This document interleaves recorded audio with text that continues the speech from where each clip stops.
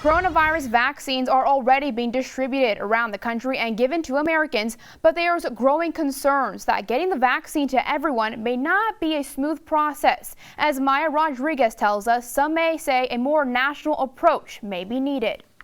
Federal officials say the key component to getting the COVID-19 vaccine distributed across the country will lie in the hands of states, with help from major pharmacy chains like CVS and Walgreens. We want to replicate the experience you have for the flu vaccine. We want it convenient to you. Use a tried and true system that we do hundreds of millions of vaccines through every year. So that's really the backbone of the approach that we're taking. But if flu vaccine rates are any indication, that backbone may not suffice. Dr. Eric Schneider is with the Commonwealth Fund, an independent organization that studies health policy.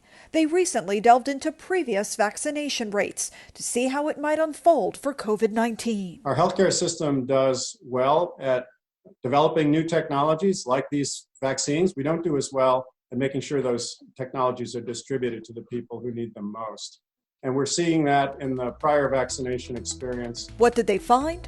A mere 51% of Americans got the flu vaccine last year, and only 38% of people got the H1N1 swine flu vaccine 10 years ago, which had a similar vaccine development timetable and pressure, much like COVID-19. Those low vaccination rates matter because in order for the COVID-19 vaccine to create herd immunity in the U.S., between 70 to 90% of all Americans will need to get vaccinated. The concept of herd immunity really develops out of vaccination programs because the question is what proportion of the population needs to be vaccinated to prevent the circulation of a virus in the population. And just getting that shot could vary depending on where you live, as the federal government is leaving that up to each state. That's going to be up to the nation's governors as they prioritize within their states. But Dr. Schneider says in order for the states to pull it off, they're going to need federal help.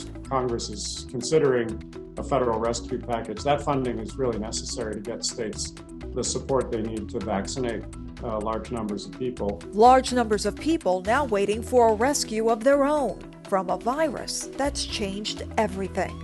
In Washington, I'm Maya Rodriguez.